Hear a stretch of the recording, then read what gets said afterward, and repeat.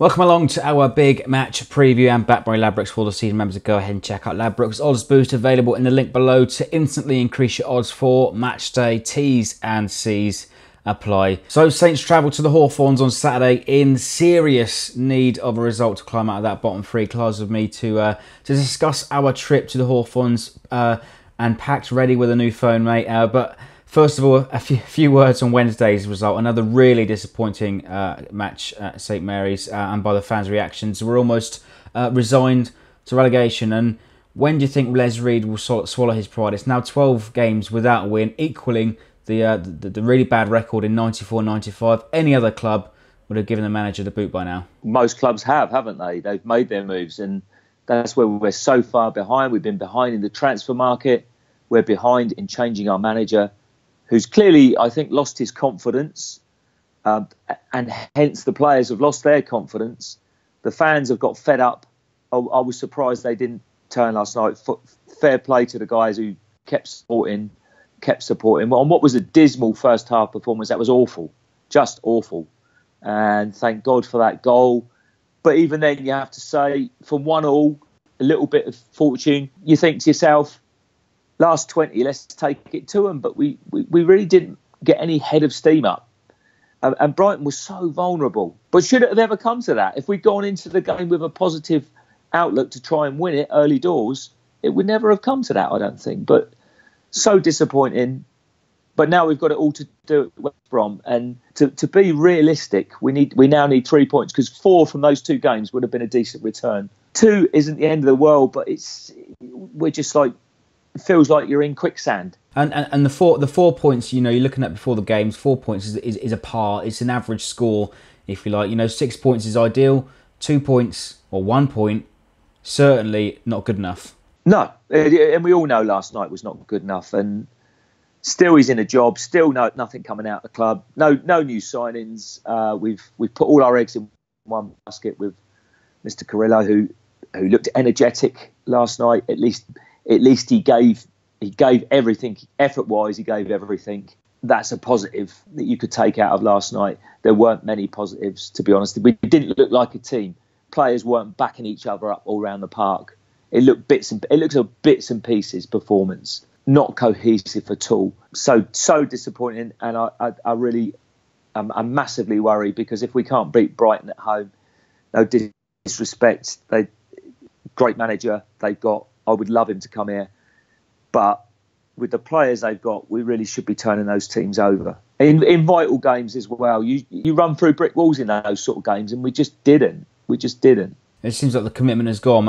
And today the boss has come out with the same sort of stories that I've heard all season. We need to rediscover our form. Admittedly, though, he does understand he is under huge pressure, and he's desperate for a win. But he's been saying that for about 2 months now. I'm under pressure. I mean, are we going to have the same repeat that when we went down? We had like Rupert Lowe told us, we had the best pies in the land or something ridiculous like this. And it's just got to that stage where decisions haven't been made. Now, it really is hope.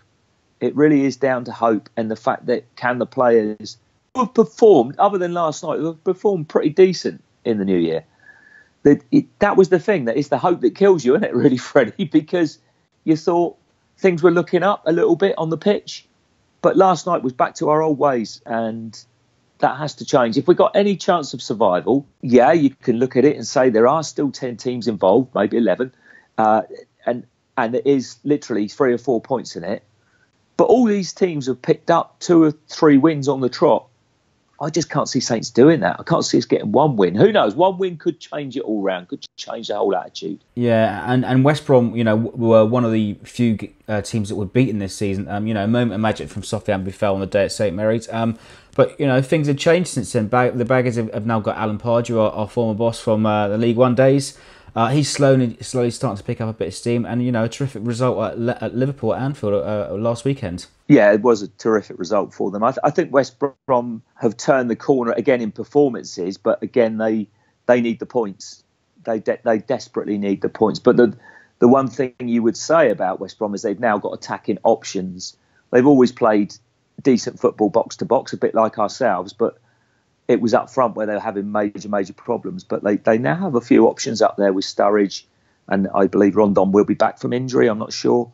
And obviously J-Rod's come into a bit of form. So they've got decent options. Their crowd will fancy it. I hope the Saints, we fill our section. I think it's 2,700. I don't know how the ticket sales are going, but it's getting to last. I wouldn't say it's last chance saloon, but the chances are running out, mate. And we've got to start doing it. And we're going to have to do it on, as we've said 2 or 3 times here, we're going to have to do it on the road because of the way the fixtures fall. Yeah, and of course, a player who you mentioned just there, a player we have particular fond memories of, spent 5 years down here, Cyrille Regis, back amongst the goals. Begs the question, why do we ever let him go? I think that might have been down to his personal circumstances, that he'd had that horrible injury.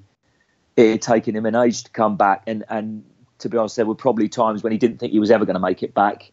And last season, whilst he did, he scored those great goals at Bournemouth, he would be looking for a better return. And you can't blame the guy, off to pastures new to try and turn his fortunes around. And I didn't, think that I thought it was a reasonable move for him. At the time, you'd have thought Saints had decent attack options, but you also thought the club might have spent some money last summer as well, which they didn't. And they didn't even in this window, really, other than Carrillo.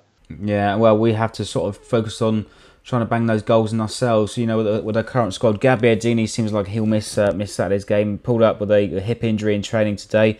Long's only scored once in nearly 40 games, and Carrillo will need to find his feet fast. He will, but I think with Shane Long and Carrillo, I think there is a chance of a decent forward line there. But you got to fire the bullets into them. In many ways, in this game on Saturday, I think we should. Well, we've got to perform better than we did last night. I felt that the occasion and the importance of it got to the Saints, and they clammed up. They didn't play open, flowing football, but that has to come from the boss. You have to send the guys out there with a belief and a positivity. I didn't think we went out there first half with any of that.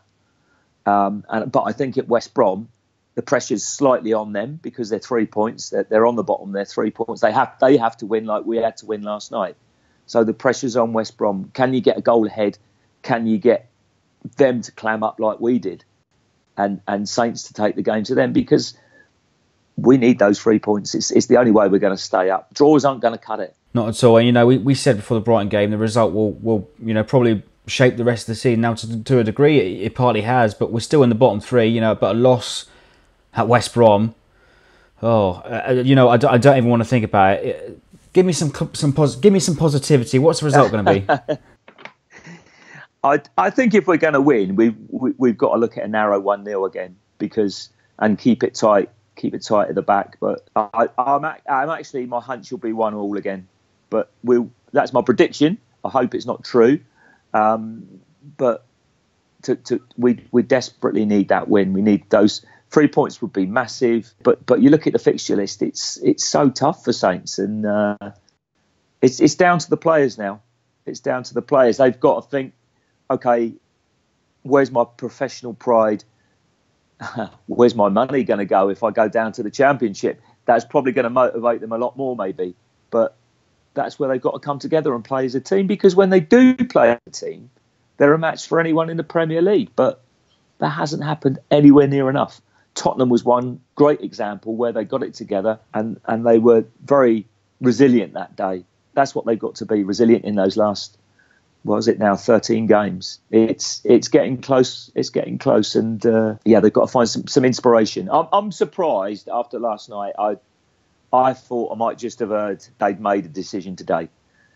They're clearly waiting on the weekend. If they lose at West Brom, you'd imagine it has to happen. It has to. You don't want to see anyone. You don't want to see anyone sacked, but it's just gone on and on and on right from the autumn. And where's the way back for Saints? We need to do it before it's too late. Well, there are options out there still.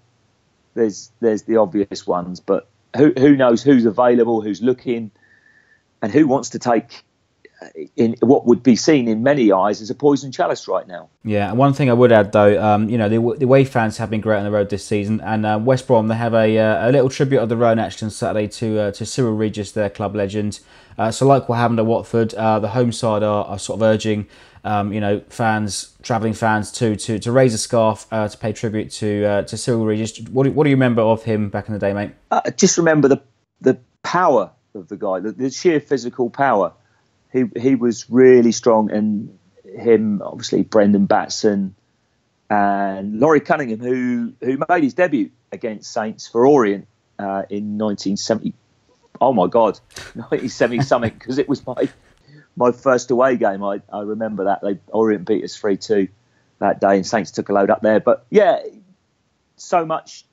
He changed the perception of black players in English professional football at the top level. I think there'd only been, like, I remember Clyde Best at West Ham, and to have 3 black players in the same team was unheard of, to be fair, and it knocked a lot of boundaries down. It knocked a lot, and it changed a lot of attitudes. And to boot, he was a great player.